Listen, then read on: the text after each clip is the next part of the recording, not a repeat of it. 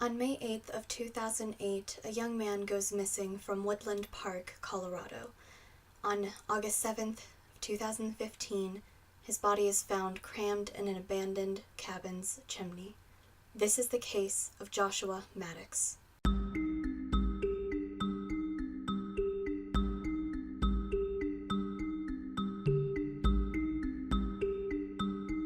Joshua was a very bright and talented young man.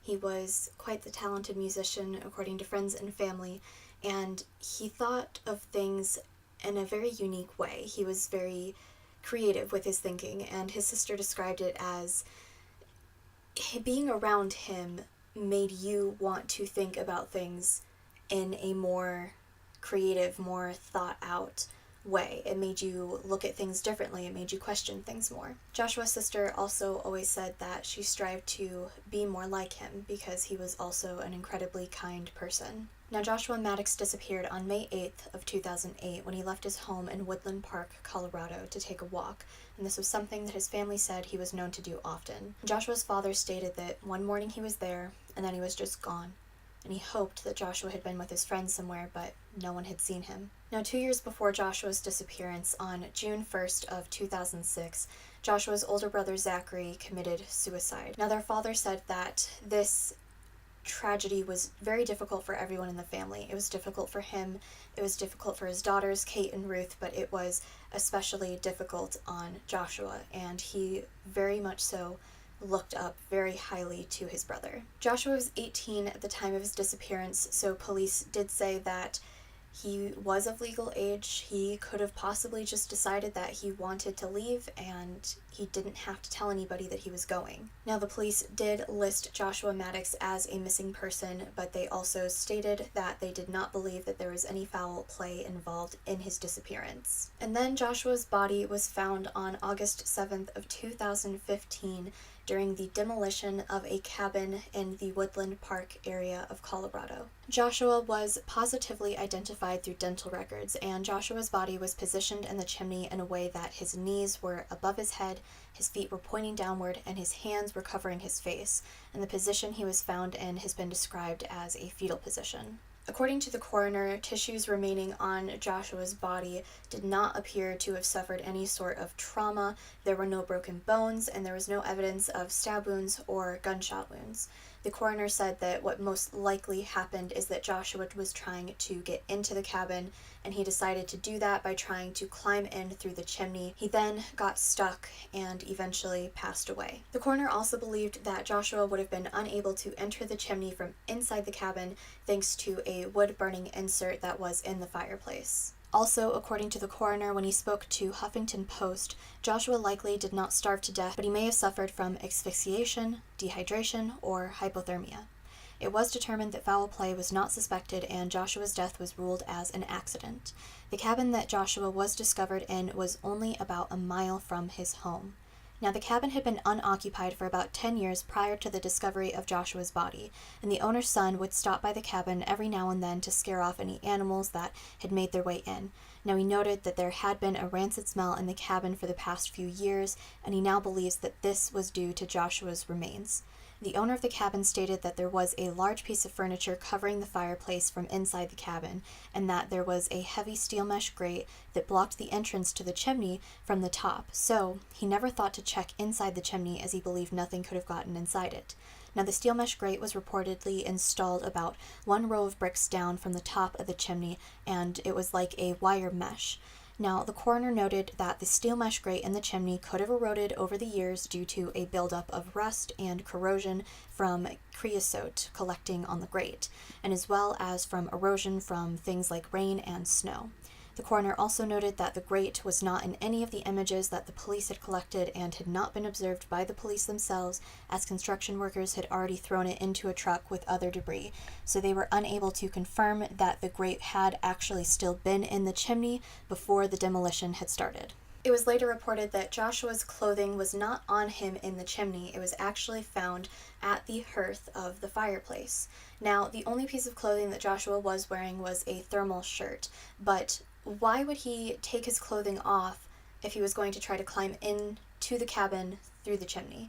It didn't really make much sense. Now, in addition to this, the coroner did say that it was difficult to conduct certain testing because of the advanced decomposition of Joshua's body, but he was able to determine that there was no evidence of drugs in his system at the time of his death. Now, Joshua's family had commented after the discovery of his body saying that they had always hoped that he would come home at some point alive and well, and maybe with a wife and children, and he just had decided to up and leave one day, and he'd come back to see them all at some point. Unfortunately, this wasn't the case, and while they didn't want this to be the end for Joshua's case, they were just happy to know exactly what had happened to him, to not have to wonder any longer what had happened. They were also pleased that they would be able to give Joshua a proper burial now that his body had been discovered. And according to family, Joshua would often take walks in the woods near his home and near the cabin that he was found in. And Joshua's sister Ruth said that Joshua may have been looking for a place to hang out and tried to get into the cabin through the chimney, though she also added that it seemed strange and they couldn't be sure exactly what had happened. Joshua's niece also said that the family never once stopped looking for Joshua from the moment he disappeared until the moment that that body was confirmed to be his. Now, on a thread in the subreddit Ask Reddit, a commenter at one point had apparently decided to tell that in high school he knew a boy named Andrew Newman, and this boy went by Andy. Now, he knew Andy well enough, he hung out with him, and he knew that Andy liked to play guitar and that he played guitar in a band. And he said that after he had left high school, that one of his other friends that he was, better friends with, Joshua Maddux, had started to hang out with this Andy character. And at this point, he started to hear rumors that Josh and Andy were making plans to travel to New Mexico together. Well, before that could happen, Joshua disappeared. Now, the person who posted this comment, along with another few anonymous people around the internet, have claimed that they also heard rumors or heard from Andy himself that he had put Josh in a hole. And it turns out that shortly after Joshua's disappearance, Andy had some strange things going on. He ended up being caught up in a number of crimes. So who exactly is Andrew Newman and what all has he done? Now, he's arrested in June of 2009 near Houston, Texas, and Newman arrived at a home on Highway Z near Houston. There were two teenagers at the house at the time, and they gave Newman some water, and then they called their parents who came home, and they were distressed by Newman's behavior, and they took him to the Texas County Sheriff's Department. Now, Newman had been connected to a number of crimes at this point. In May, Newman had stabbed a man in an apartment in Albuquerque, New Mexico. The owner of that apartment had been drinking with two men, one of them being Newman. At some point, he decided to get up and go take a shower, and when he came back out of the shower, he discovered that the other man was laying on his couch and he had been stabbed multiple times in the torso. Police were able to identify that Andrew Newman was the prime suspect in that case. Now, Newman also claimed that he had killed a woman in Taos, New Mexico, and that he had actually stuffed her body into a barrel. Apparently, there is evidence of such a case having taken place, but at the time, there was somebody in custody for that murder. I wasn't able to find too many details about that myself, so I'm unsure if that was actually a true statement or if this was something that he had just made up or was just attempting to claim as his own, I suppose, work, if you want to call it that. Now, the latest information that I have as far as when Andrew Newman had last been arrested was February 8th of 2017. He was arrested in Orange County for charges of burglary of a structure as well as grand theft totaling over $100. So our big question right now is, was Andrew Newman involved in this case? And that brings us to the theories surrounding Joshua Maddux's disappearance. So one of the theories is that Joshua was trying to get into the cabin and that he decided to try to climb in through the chimney, he got stuck, and he passed away.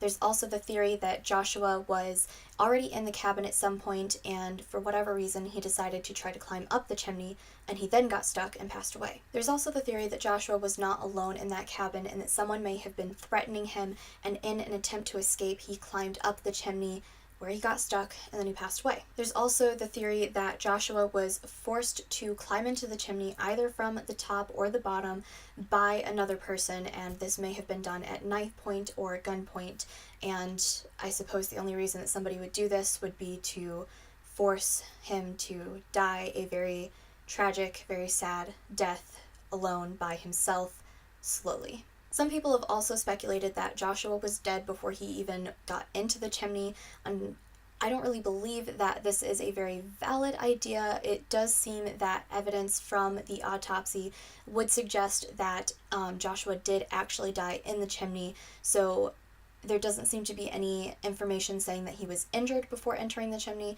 There doesn't seem to be any information saying that he was dead before he entered the chimney. It all seems to point to the fact that he died while inside the chimney. Now, some people believe that Andrew Newman was with Joshua Maddux in that cabin and that he was either threatening Joshua and Joshua tried to climb up the chimney to get away, or that he forced Joshua to climb into the chimney either from the top or the bottom so that he would get stuck and die. And there's also the idea that this could have also been anyone else. Anyone could have threatened Josh. Anyone could have forced him to climb into that chimney in some sort of way. It didn't have to be Andrew Newman, but there is definitely the idea among people on the internet that Andrew Newman is definitely a possible suspect, a very potential suspect in this case, if in fact somebody forced Joshua to get into that chimney. Now, the last theory that I thought I would inform you guys of is probably the least likely, so please just stay with me for a second here. This theory is that Joshua had claustrophobia. Now, claustrophobia would be where you feel a sort of arousal in tight, enclosed spaces. Now, the idea here is that Joshua may have climbed into the chimney seeking such a form of arousal. Now, I feel like this is probably the least likely reason that he would have voluntarily gotten into the chimney. I suppose it is possible, but there are so many different ways that you can kind of put yourself in a tight enclosed space, things that you can find to kind of get into, or, spaces that you can create for yourself that pose far less risk than climbing into a chimney.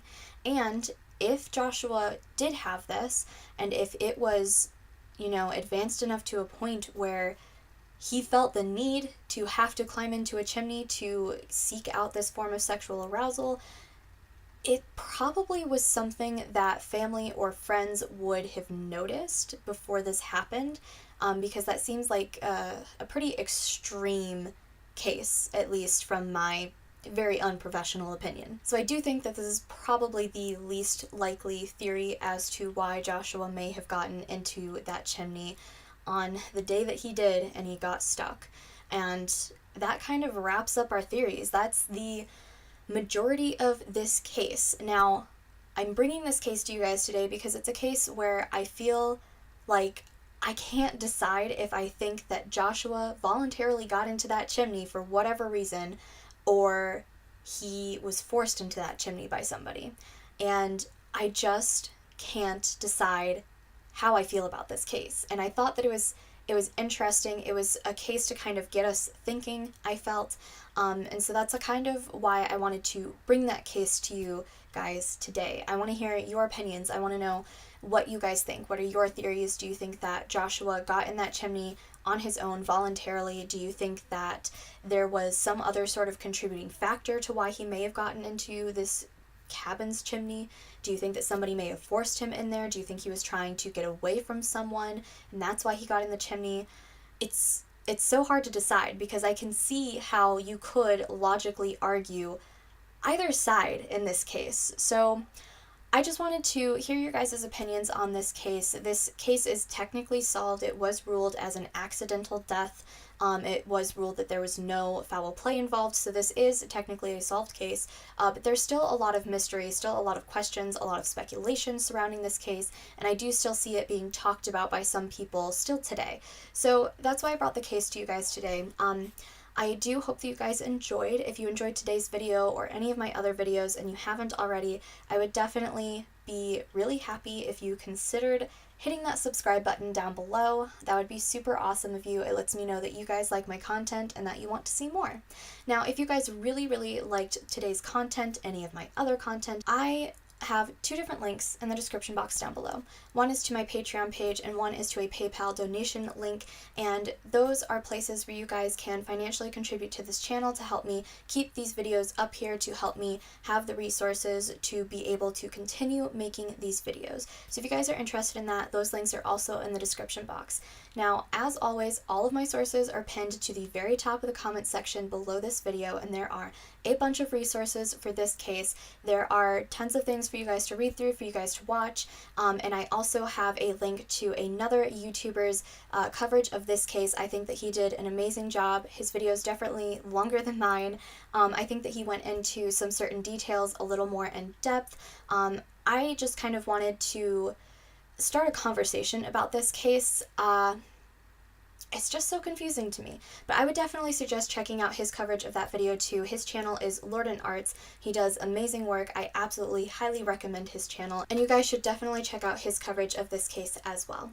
Now, to kind of wrap things up, I just want to remind you guys to please remain respectful as you can in the comments down below. If you guys need any updates on upcoming videos or any possible schedule changes, the best place to get those is on Twitter.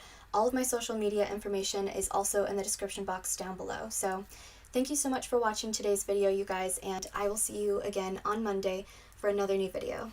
Bye, everyone.